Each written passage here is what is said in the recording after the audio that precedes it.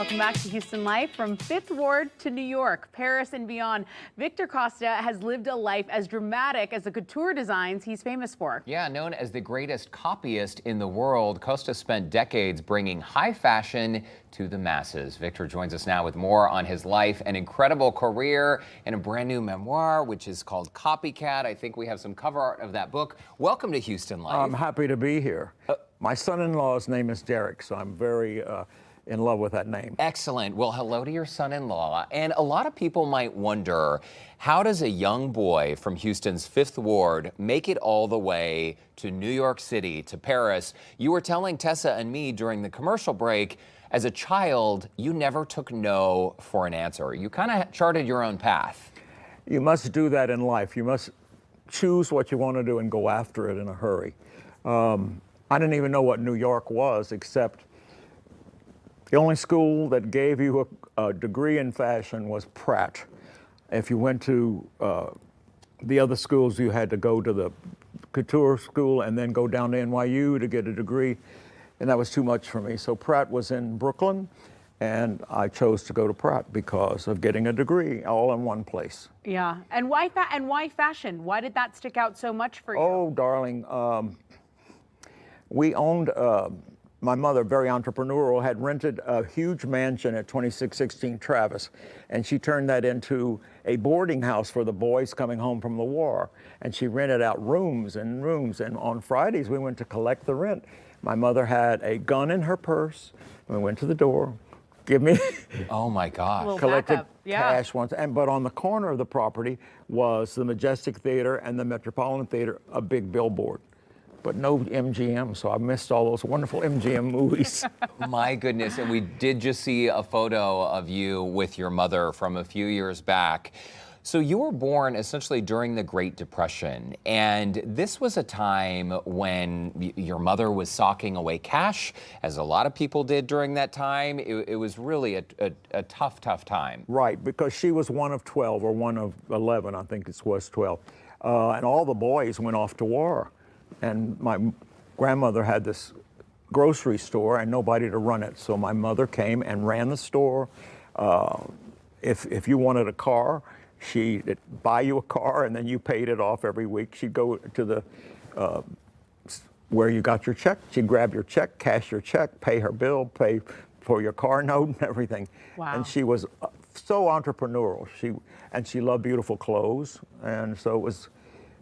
We got along very well. I bet you did, and I love hearing these stories because it underscores just what a strong person your mother was to do all of that, to chart her own course.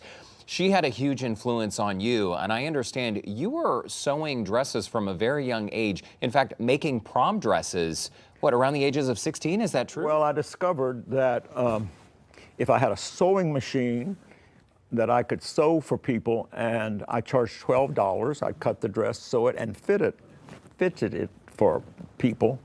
And then the girl next door married an Italian boy. She married a Carrabba. And so they had 12 bridesmaids. So I discovered where to buy the fabric wholesale, like so cheap. And I bought a whole bolt of this fabric, and I made all the brides. And this is kind of where the title of your memoir, Copycat, comes from, because now we hear about, oh, you can get a fashion dupe for this, a fashion dupe for that, but you were really kind of an originator of that. No. In those days, there was something called line for line. You went off to Paris. Okay. You copied legitimately the clothes. You paid the amount, you got the clothes, and you copied them legitimately. And I was known as the best in the world. So these specialists would come, like Mildred Custon, who was the head of Von Teller, and she would criticize this dress and that. And I just looked at her and I said, Miss Custon, please go look at the one you're criticizing. You're criticizing the original Dior. And she had egg on her face. Wow. Hey, that's pretty incredible. That is insane, yes. And can you describe to us, obviously, again, young boy from Houston in Paris, rubbing elbows with some of the biggest designers in the world. Do you remember your first celebrity dress, your first dress designed for a first lady? Oh, for a first lady, Rosalind Carter bought all of her clothes retail at some little shop wherever she was from. And often King Hussein would be there at the White House and she'd be in my little dress. next Wow. door, and it had been made in this attic in Dallas, downtown Dallas, across from the bus depot. Wow. What challenges, if any, did you face by doing this, by having your own clothing company? Well, I was told by my boss that I would be back in a month on my knees begging for my job back. I showed him, didn't I? You did. Yeah, it's an interesting life. I never took no for an answer.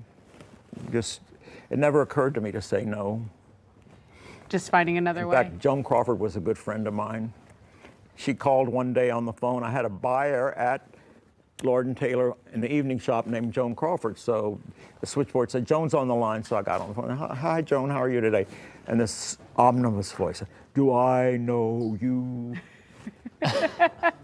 So my wife had taken my daughter and lived in Houston. And I had my son in New York at the Dalton School. So I said to Joan, we're out of that dress. We don't have any more of it. It was a big seller. The rotogravure was in color, and it ran in the New York Times on a Sunday. Monday morning, we were wiped out, and we didn't have any fabric because you had to have it printed. So I went in a pile of discarded fabrics and found enough to make her a dress. And I was so excited. I went to my boss, and I said, guess who just called Joan Crawford? And he looked at me and said, is she still alive? Oh, my gosh. No. I mean, Victor, you have so many incredible stories, and I'm so glad that you decided to put some of those stories together. As we mentioned, your memoir is available. It is called Copycat, available wherever you can buy a book. Look at this handsome gentleman on the cover right there. Wow. It truly is an incredible career of which you, I'm sure, are very, very proud. So, Victor Costa, thank you so much for stopping by and sharing just a little bit of your life with us. Well, thank you. I appreciate you, Derek. Come back so and much. see us anytime. Thank you. We appreciate you. We need an hour with you. We need to talk and talk and talk. Thanks Oh, I so can much. give you an hour. Stories like you wouldn't believe. I believe it.